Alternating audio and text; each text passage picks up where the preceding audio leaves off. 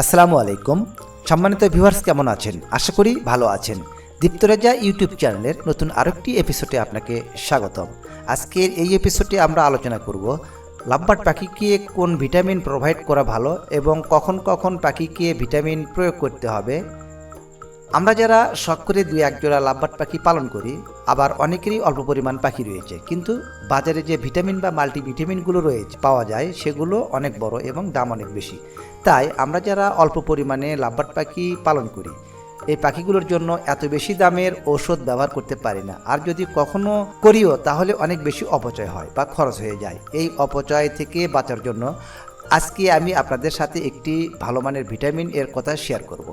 আর এই ভিটামিনটি ব্যবহার করলে আপনার আর কোনো আলাদা ভিটামিন ব্যবহার করতে হবে না।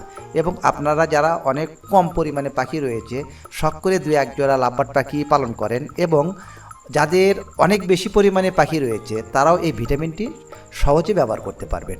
আর এই ভিটামিনটির নাম হচ্ছে রেনা WS। এটা রেনাটা লিমিটেডের একটি ঔষধ, খুব ভালো মানের ঔষধ। আপনারা যদি এই মাল্টিভিটামিনটি ব্যবহার করেন তাহলে দেখবেন আপনার লাভবার্ড পাখি অনেক সুস্থ থাকবে। তাই আমি চাচ্ছি আজ আপনাদের সাথে এই বিষয়টি নিয়ে শেয়ার করতে। আপনারা এই মাল্টিভিটামিনটি ঠিক কখন কখন ব্যবহার করবেন এবং কি পরিমাণে ব্যবহার করবেন আজকের এই ভিডিওতে জানাবো।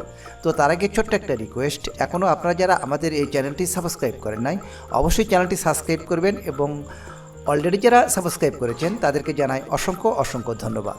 তো চলুন কথা না বাড়িয়ে আমরা মূল আলোচনা শুরু করি। সম্মানিত ভিউয়ার্স, আমরা জেনে নিই এই মাল্টিভিটামিন কি আর আমরা কখন কখন ব্যবহার করব। তারপরে এর ব্যবহার বিধি সম্পর্কে আমরা জেনে নেব।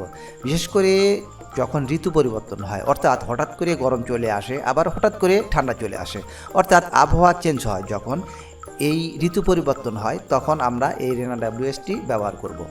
যখন আপনাদের লাভবার্ড পাখিকে একেধারে 2-3 বার ব্রিডে দেন, তখন আপনারা এই মাল্টিভিটামিনটা ব্যবহার করার চেষ্টা করবেন, কারণ একসাথে 2-3 বার ব্রিডে দেওয়ার ফলে আপনার পাখিটা দুর্বল হয়ে যায়।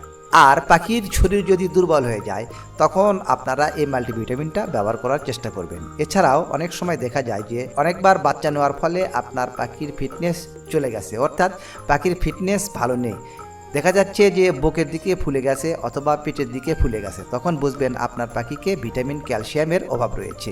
এই কারণে আপনার পাখির ফিটনেস খারাপ হয়ে গেছে, তখন আপনারা এই ভিটামিন ক্যালসিয়াম ইউজ করতে হয়। এই ক্ষেত্রে অনেক ধরনের ভিটামিন রয়েছে, vitamin E, vitamin C, vitamin B. এগুলো ভিটামিন কিন্তু কেনা আপনার পক্ষে সম্ভব নয়, কারণ আপনারা যারা শখ করে পাখি পালন করেন বা 2 জোড়া 1 জোড়া অল্প পরিমাণে পাখি আছে, আর বাজারে যে ভিটামিনগুলো পাওয়া যায় সেগুলো কিন্তু লিকুইড আকারে। আর এই ভিটামিনগুলোর পরিমাণ অনেক বেশি এবং দামও অনেক বেশি, যেটা আপনারা 4-5 জোড়া বা 10 জোড়া পাখির জন্য কেনা সম্ভব নয়। এই কারণে আপনারা এই রেনা WSটি ব্যবহার করবেন, আর এটা ব্যবহার করলে খুব ভালো ফল দেবে। আমি নিজেও এই মাল্টিভিটামিনটি সবচেয়ে বেশি ব্যবহার করি। যখন আমার প্রয়োজন মনে করছি তখন আমি এই মাল্টিভিটামিনটি ব্যবহার করছি। তাই আমি রেনা WSটি ব্যবহার করতে আপনাদেরকে সাজেস্ট করব। এর প্রধান কারণ হচ্ছে এই রেনা WSটির কম পরিমাণে পাখির জন্য ব্যবহার করা যায়, এ কারণে আমি সবসময় রেনা WSটি ব্যবহার করি। আর একটি কথা বলে রাখা ভালো, আপনারা যারা এই লাভবার্ড পাখি পালন করেন সেক্ষেত্রে এই মাল্টিভিটামিনটি ব্যবহার করতে পারবেন। এছাড়াও আপনারা যদি পাখিকে সবসময় ফিট রাখতে চান, সুস্থ রাখতে চান, তাহলে অন্তত প্রতি মাসে একবার করে রেনা WSটি আপনারা ব্যবহার করবেন। এতে আপনার খরচ কম হবে, মাত্র 52 টাকা। আর এই প্রতি মাসে আপনারা এই ওষুধটা ব্যবহার করবেন। আর এই ওষুধটা খোলার পরে 1 মাস ব্যবহার করবেন। প্যাকেট খোলার পর 1 মাসের বেশি ব্যবহার করা যায় না। আপনারা অনেকেই প্রশ্ন করেন যে ভাই, খোলার পরে কতদিন ব্যবহার করা যায়? খোলার পরে আপনারা এই মাল্টিভিটামিনটি 1 মাস ব্যবহার করতে পারবেন, 1 মাসের বেশি ব্যবহার করা যাবে না। চলুন এরপরে আমরা জেনে নিই এই মাল্টিভিটামিন ব্যবহার বিধি সম্পর্কে।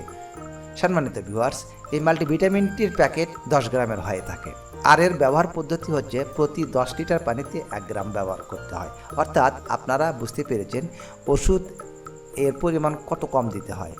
তাই আপনি এখানে 5 জোড়া বা 10 জোড়া, এছাড়াও যারা শখ করে 2-1 জোড়া পাখির জন্য পাখি পালন করেন তাদের জন্য এই ওষুধটা ব্যবহার করতে পারেন। এখন যে ওষুধটা আমি নিয়েছি এটা 5 জোড়া পাখির জন্য নিয়েছি। আপনারা 1 জোড়া পাখির জন্য ওষুধ নেবেন, তারা অবশ্যই এর 5 ভাগের 1 ভাগ ওষুধ নেবেন। এরপরে আপনারা এই ওষুধগুলো ওষুধকে ভালোভাবে পানির সাথে মিক্স করে গুলিয়ে নেবেন।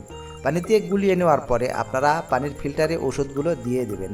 গ্রাম পরিমাপ করতে আমরা অনেকেই জানি না, তাই এই কারণে আমি বলছি এখানে 5 জোড়া পাখির জন্য ওষুধ নিয়েছি। তো আপনারা যদি 1 জোড়া পাখির জন্য ওষুধ নিতে চান, তাহলে এখানে আমি যে পরিমাণে ওষুধ ব্যবহার করছি তার 5 ভাগের 1 ভাগ ওষুধ ব্যবহার করবেন। আর এই পানিটা যাতে হালকা হলুদ হয় এদিকে লক্ষ্য রাখবেন। বেশি হলুদ করা যাবে না, অর্থাৎ এর পরিমাণ কম দিতে হবে। আমার এখানে দেখতে পাচ্ছেন যে একটু বেশি হলুদ হয়ে গেছে, এই কারণে আমি ফিল্টারে অল্প পরিমাণে ওষুধ গলানো পানি দেবো, তারপরে ফিল্টারটা আমি সাদা পানির মিক্স করে দেবো, এতেই হয়ে যাবে। এখন আমি এই গলানো ওষুধগুলোকে আস্তে আস্তে ফিল্টারের ভেতরে নিয়ে নেব, এবং যেহেতু আমার ওষুধের পরিমাণ একটু বেশি হয়ে গেছে সেই কারণে আমি ওষুধ কম পরিমাণে নিচ্ছি। এরপর আমি সাদা পানি দিয়ে পরিষ্কার করে পানি দিয়ে বাকি ফিল্টারটা ভরে দেব। আপনাদেরকেও বলি, যদি ওষুধের পরিমাণ বেশি হয়ে যায় অর্থাৎ বেশি হলুদ হয়ে যায়, তাহলে আপনারাও পানি মিশিয়ে হালকা হলুদ করে নেবেন, কারণ এই ভিটামিন একসাথে বেশি ব্যবহার করা যাবে না।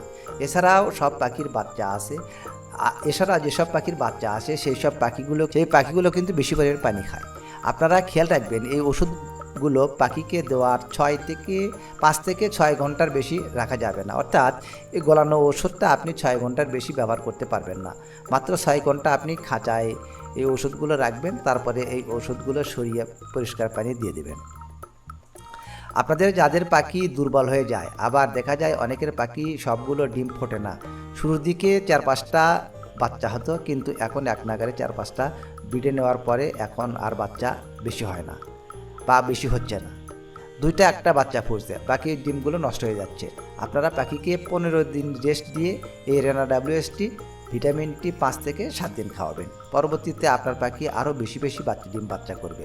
আর আপনারা একটি বিষয় লক্ষ্য রাখবেন, পাখি থেকে কখনো এক নাগারে অনেক বেশি বাচ্চা নেওয়া ঠিক না।